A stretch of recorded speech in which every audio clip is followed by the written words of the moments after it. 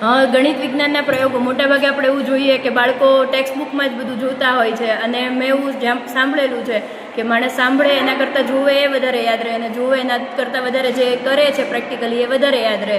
તો અમે થોડોક એવો પ્રયત્ન કર્યો કે અમારા બાળકો છે ગણિત વિજ્ઞાનની વધારે નજીક આવે, એમને સમજતા થાય, પોતે જાતે એ પ્રયોગો કરશે તો એને કોન્ફિડન્સ ફીલ થશે, એટલા માટે અમે આવો પ્રયત્ન કર્યો હતો.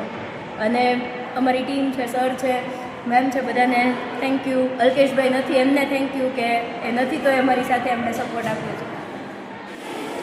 નવી શિક્ષણ નીતિ NEP 2020 પ્રમાણે બાળકો ગણિત અને વિજ્ઞાનમાં પ્રયોગ દ્વારા જો શિક્ષણ મેળવે તો એ શિક્ષણ છે લાંબો સમય સુધી બાળકોને યાદ રહે છે, ગોખવું પડતું નથી, અને ગણિત વિજ્ઞાન જે બાળકોને અઘરા વિષયો લાગે છે એ અઘરા વિષયો ન લાગતા બાળકોને ગણિત અને વિજ્ઞાનમાં રસ પડે એ માટે અમે ગણિત વિજ્ઞાનના શિક્ષકો ખાસ કરી અને આરતીબેન એમાં ખૂબ વિશેષ કામગીરી કરી છે.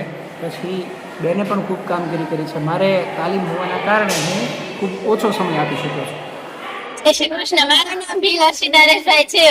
હું આજે તમને ઘનતા વિશે કહીશ. આની ઘનતા વધુ હશે એટલે કે ડૂબી જશે, અને આની ઘનતા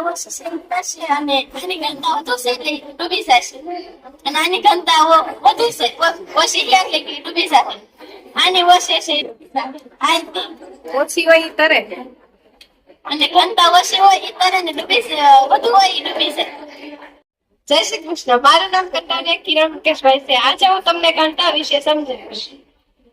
આની ઘનતા વધારે છે એટલે આ ડૂબી જશે, આની ઘનતા ઓછી છે એટલે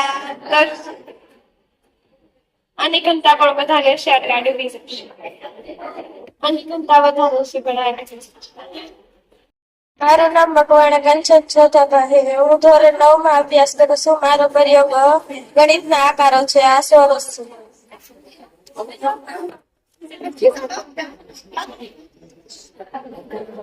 આ ચોરસ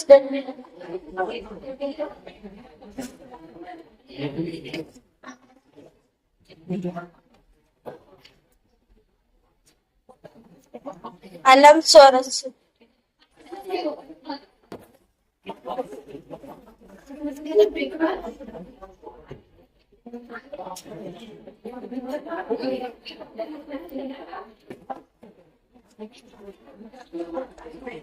આ ત્રિકોણ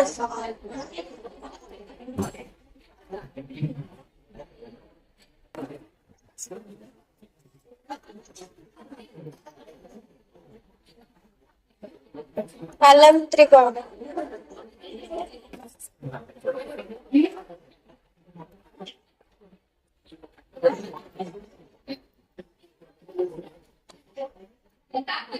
આ નળાકાર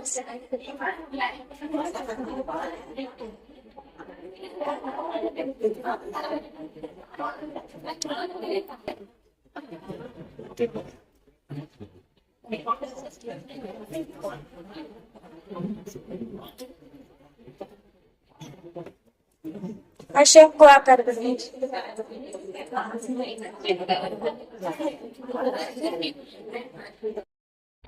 મારું નામ કંટારિયા તુલસી અશ્વિનભાઈ છે. મારા પ્રયોગનું નામ વિસ્થાપનની પ્રક્રિયા છે. સૌ પ્રથમ આપણે પાણીની અંદર કોપર સલ્ફેટનું દ્રાવણ ઉમેરીશું.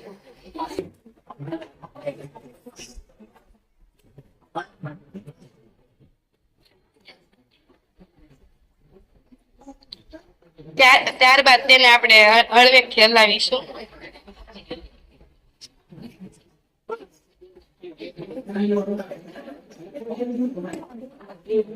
તેમાં આપણે કોઈ પણ ધાતુનો સળિયો નાખીશું. અત્યારે અમારી પાસે ખીલ્લી છે તો અમે અત્યારે ખીલ્લી નાખીશું.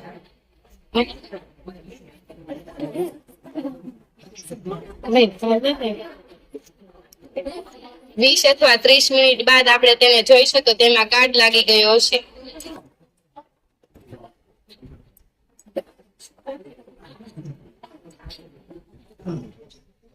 જય શ્રી કૃષ્ણ. મારું નામ મકવાણા અંજલિ છે. મારા પ્રયોગનું નામ ઉષ્માક્ષેપક અને ઉષ્માશોષક છે. તો આપણે જોઈએ. આ ઉષ્માક્ષેપક છે એટલે બેન ગરમ લાગશે, ગરમ છે, અને ઉષ્મા શોષક છે એટલે આપણને ઠંડુ લાગે.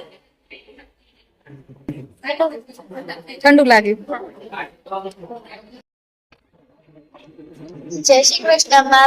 મારું નામ બાંભા આશા છે. મારા પ્રયોગનું નામ દ્રાવણના પ્રકારો છે. તે છાસુ દ્રાવણ, નિર્ગંધ દ્રાવણ અને કલિંગનો દ્રાવણ. આમાં આપણે આરપાર જોઈ શકીએ છીએ અને આ બે માં આરપાર જોઈ શકતા નથી. અને આમાં આ પૂરેપૂરું ઓગળી શકે છે અને આમાં કીટકો નીચે બેસી જાય છે થોડી સમયમાં. અને આ છાશ મારું નામ છે સોગંદી મિત્તલ સંજય. હું થોડું નામ અભ્યાસ કરું છું. આજે હું તમને બેઝ વિલોફીઓ સમજાવીશ. આ છે હળદરપત્ર અને લીમડું દ્રાવણ અને સાબુનું દ્રાવણ. આપણે હળદરપત્ર અને સાબુ લખીએ તો લાલ કલર થાય અને લીમડું દ્રાવણ લખીએ તો તે ઘસાઈ જાય. એટલે બેઝની પ્રક્રિયા એસી સાથે થતું નથી. એટલે આપણે જયારે લકડા જોઈએ ત્યારે પીળા કલરમાં તો બગડી જાય તે સાબુના દ્રાવણથી વહી જાય. અને લીમડના દ્રાવણથી કરીએ તો વહી જાય, સાબુના દ્રાવણથી વહી જાય દાખલો. મારું નામ ગોહિલ સેજલ છે. આજે હું તમને બેઝની પ્રક્રિયા વિશે જણાવીશ. તો આ છે હળદરપત્ર અને આ છે સાબુનું દ્રાવણ અને આ છે એસિડ લીંબુનો રસ. તો આજે હું તમને બેઝની પ્રક્રિયા વિશે જણાવીશ. સૌપ્રથમ આપણે સાબુના દ્રાવણથી લખવાનું. તો આપણે સાબુના દ્રાવણથી લખ્યું છે તો એ લાલ કલર બદલાઈ ગયો છે. હવે આપણે એના ઉપર લીંબુનું એટલે એસિડ લગાવીશું. તો આ એસિડ થી ભૂસાઈ જાય છે, જોવો તમે. એટલે કે બેઝની પ્રક્રિયા એસિડ સાથે થતી નથી. નમસ્તે, જય શ્રી કૃષ્ણ. મારું નામ રાઠોડ નિરામી વિજયભાઈ છે. હું આજે તમને લિટમસ કસોટીનો પ્રયોગ બતાવીશ. આ છે થોડું લિટમસ. એને એસિડ સાથે પ્રક્રિયા આપે છે અને બેઝ સાથે પ્રક્રિયા આપતો નથી. આ છે લાલ લિટમસ. એસિડ સાથે પ્રક્રિયા આપતો નથી, આ બેઝ સાથે પ્રક્રિયા આપે છે. અસ્તુ છે. મારું નામ શ્વેતા જયમીન મુકેશભાઈ છે. કંટારિયા હરપાલ શ્વેતા ધ્રુવ. હા, અમારી કૃતિનું નામ છે જીઓ બોર્ડ. આમાં રબર ની આપણે કંપની આકાર બનાવી શકીએ વર્તુળના. કેમ કેવું?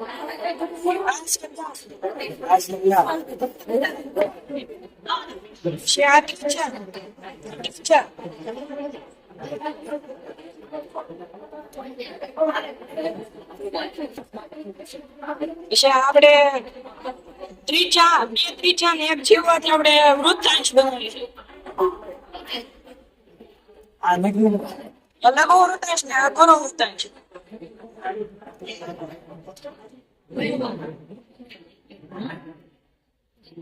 આ જીવા છે લઘુ જીવા ને ગુરુ જીવા. મારું નામ સોહાણ અર્જુન લક્ષ્મણભાઈ છે. આનું નામ બારીયા જયદીપ રામજીભાઈ. આનું કંટારિયા ધાર્મિક દિનેશભાઈ. એમને બુદ્ધિ શક્તિ આવી છે. આ છે ગણિતની રમત. આ બીજામાં શંકુની વક્ર સપાટીનું ક્ષેત્રફળ હોય તો એનો ખોટો જવાબ હોય. ધારો કે આ સાચો જવાબ છે એનો, તો એમાં લાઈટ થાય છે. ખોટો હશે તો એમાં કાંઈ નહીં થાય. તો એમાં સી આવે તો એમાં ખોટું છે તો નહીં થાય. મારું નામ મકવાણા બેંગલ બટુભાઈ છે. આનું નામ ચૌહાણ હર્ષદ મંજીભાઈ છે. અમારી કૃતિનું નામ છે વિદ્યુત વાહક ને વિદ્યુત અવાહક. આમાં આપણે વિદ્યુત સુવાહક ખીલી છે એટલે આપણે તેને અડાડશું ત્યારે ફરવા મળશે અને આ લાકડું છે એટલે એમાં નહીં ફરે. અને જયારે આપણે ખીલીમાં આ સાવીમાં અડાડશું ત્યારે ફરવા મળશે. આ યજ્ઞવન્ય હોવાના કારણે આમાં નહીં ફરે. અને આ પિન લોખંડની છે એટલે એટલા માટે આ ફરવા મળશે. અને આ ઢાંકણું પ્લાસ્ટિક અવાહક છે એટલે એ નહીં ફરે. આ પ્લાસ્ટિક ની ફૂલપટ્ટી પણ અવાહક છે જેના કારણે ફરી શકે નહીં. મારું નામ સુદાસમા વિશાલ છે. આ વિદ્યુત વિભાજક છે. આમાં આપણે ઇલેક્ટ્રોડોસ ને પાણીમાં ડુબાડીએ ત્યારે પરપોટા ઉત્પન્ન થાય છે. આ છે હાઇડ્રોજન છે ને ઓક્સિજન છે. હાઇડ્રોજન માં પરપોટા હાજર આવશે ને ઓક્સિજન માં પરપોટા હાજર આવશે નહીં. આપણે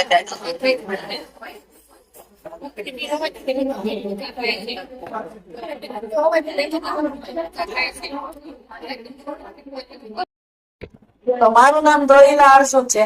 આ છે ધ્વનિ તરંગોનો પ્રશ્ન. તમે અહીંથી બોલશો એટલે અહીંથી આ લેઝર નું પ્રતિબિંબ અહીંયા પડશે અને બોલશો એટલે એમાં છે ને ડિઝાઇન થશે. એક જણ આવે પ્રતિબિંબતા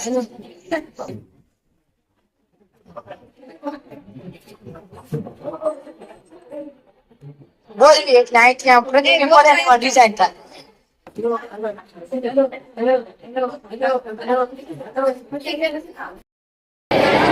મારું નામ કોહલી જાની જયંતિભાઈ છે. આજે હું તમને તટસ્થીકરણની પ્રક્રિયા સમજાવીશ.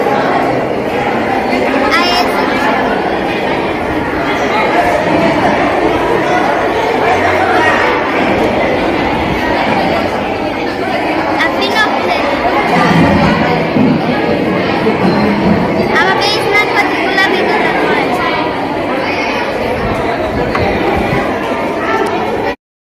મારું નામ ડાંગર શિવાની છે. બોલ, આમાંથી તમે કોઈ પણ એક વસ્તુ પસંદ કરી શકો છો. પેન્સિલ. જો પેન્સિલ કુલ 7 છે અને પેન્સિલ અને પેન કુલ 21 છે અને આ પેન્સિલ છે ને 7 છે અને સાનું કુલ પરિણામ 7 અને કુલ પરિણામ 21 એટલે સાતનું છેદ મારે 21. મારું નામ ચેતવા ખુશી મનસુખભાઈ છે. મારા પ્રયત્નનું નામ બેઝની પ્રક્રિયા છે. સૌ પ્રથમ પહેલા ફિનોપ્થેલિન લઈને તેમાં બોડીને બેઝ સાથે રાખવાથી આવો ગુલાબી કલર મળે છે.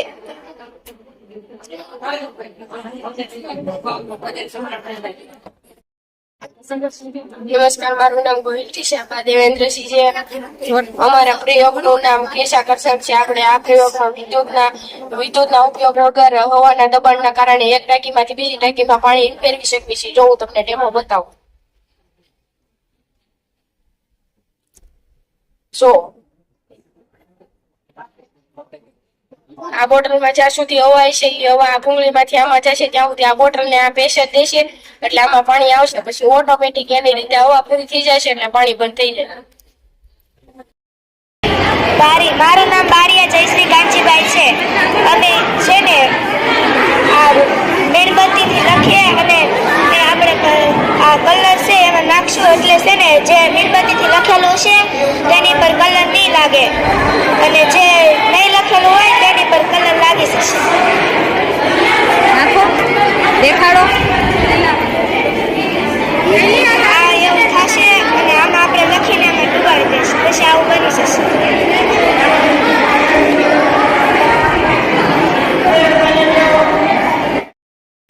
મારું નામ રોહિત પુષ્પા છે. આજે હું તમને અવક્ષેપણ પ્રક્રિયા વિશે સમજાવીશ. ફેરસ સલ્ફેટના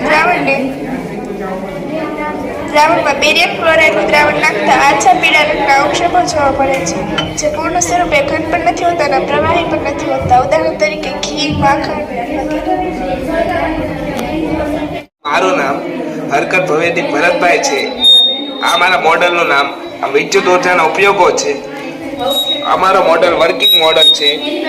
આ પછી વિદ્યુત ઉર્જાનો પ્રકાશ ઉર્જામાં રૂપાંતર થાય છે.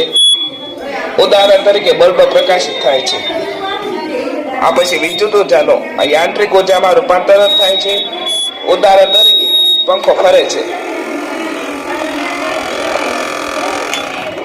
આ પછી વિદ્યુત ઉર્જાનો ધ્વનિ ઉર્જામાં પણ રૂપાંતર થાય છે. ઉદાહરણ તરીકે આપણને જુદા જુદા પ્રકારના સંગીતો સાંભળવા મળે છે.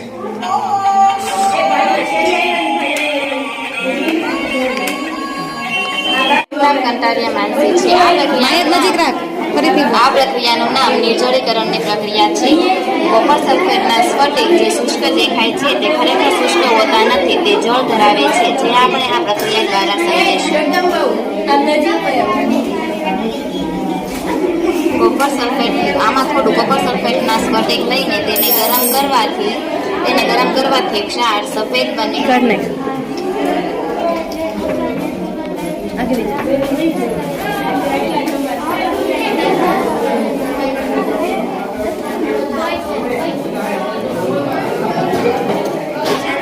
મારું નામ શ્વેતા કિચન રજીભાઈ છે. મારી પ્રક્રિયાનું નામ વિઘટન પ્રક્રિયા છે. પછી આની અંદર વિઘટન પ્રક્રિયામાં 2 ગ્રામ જેટલો લેડ નાઇટ્રેટ પાવડર લેવાનો, પછી એને ગરમ કરવાનો. થોડુંક જોરથી બોલજો.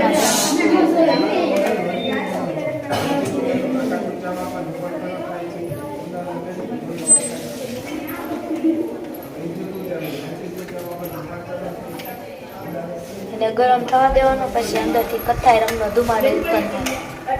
આમાંથી કથ્થાઈ રંગનો ધુમાડો ઉત્પન્ન થાય તેને નાઇટ્રોજન ડાયોક્સાઇડ કહે છે. જો અહીંથી ઉત્પન્ન થાય જેને નાઇટ્રોજન ડાયોક્સાઇડ કહે છે. એનું ટૂંકું નામ NO2. લેડ ઓક્સાઇડ, પછી નાઇટ્રોજન ડાયોક્સાઇડ ઓક્સાઇડ, આ બધું ભેગું થાય ત્યારે નાઇટ્રોજન ડાયોક્સાઇડ ઉત્પન્ન થાય છે. તેને આ પ્રક્રિયાને વિઘટન પ્રક્રિયા કહીએ છીએ. જો અહીંયાથી મારું નામ વંદના છે અને અમારા ઘરમાંથી સીધું વાયુ અવસ્થામાં રૂપાંતર થવાની પ્રક્રિયાને ઉર્ધ્વપતન કહે છે. આ કપૂરનું ઘન સ્વરૂપ છે અને આ એનું વરાળ સ્વરૂપ છે, એટલે એને વાયુ સ્વરૂપમાં રૂપાંતર થવાની પ્રક્રિયાને ઉર્ધ્વપતન કહે છે. મારું નામ રાઠોડચારી રમેશભાઈ છે. આજે અમારો પ્રયોગ છે ધાતુની ઓક્સિજન સાથે પ્રક્રિયા. મેગ્નેશિયમની પટ્ટીને આપણે કાચ પેપર વડે સ્વચ્છ કરી નાખશું અને આપણે એને સ્પિરિટ લેમ્પની મદદથી સળગાવીશું. મેગ્નેશિયમની પટ્ટી સળગે એટલે તે સફેદ જ્યોતથી પ્રજ્વલિત થાય છે. તે સફેદ જ્યોતિ મેગ્નેશિયમની પટ્ટી રાખમાં રૂપાંતરિત થાય છે. તે રાખ એ મેગ્નેશિયમ ઓક્સાઇડ છે અને તેમાં પાણીના 2 ટીપા ઉમેરીએ એટલે મેગ્નેશિયમ ઓક્સાઇડ થશે. હાઇડ્રોક્સાઇડ થશે એટલે એમાં આપણે લાલ લિટમસ ડુબાડીએ તો એમાં ભૂરું થશે અને ભૂરું લિટમસ ડુબાડીએ તો એમાં કોઈ પણ ફેરફાર થશે નહીં.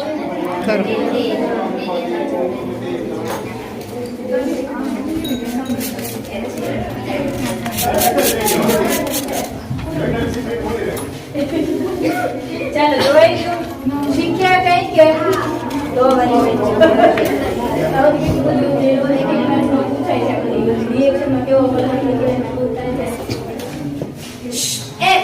તું તારું જો જોવાની પ્રક્રિયા શરૂ છે. હાલો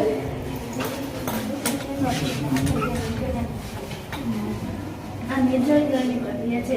કોપર સલ્ફેટના સ્ફટિક જે તમને શુષ્ક દેખાય છે, ખરેખર તે શુષ્ક નથી. તેની અંદર જળ રહેલું હોય છે, કથાણીની હોય. કથાણીની અંદર કોપર સલ્ફેટના સ્ફટિક લઈને આપણે તેને ગરમ કરીએ તો તે સફેદ બને છે. આપણને આવી રીતે સફેદ દેખાય છે. કોઈ પણ ફેરફાર થશે નહીં.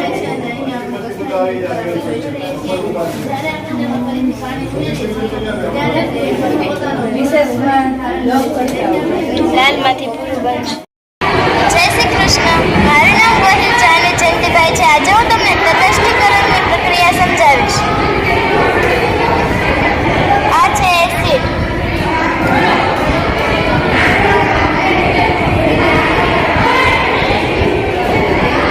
આ છે ફિનોપ્થેલિન. આમાં બેઝ નાખવાથી આપણને ગુલાબી કલર મળશે.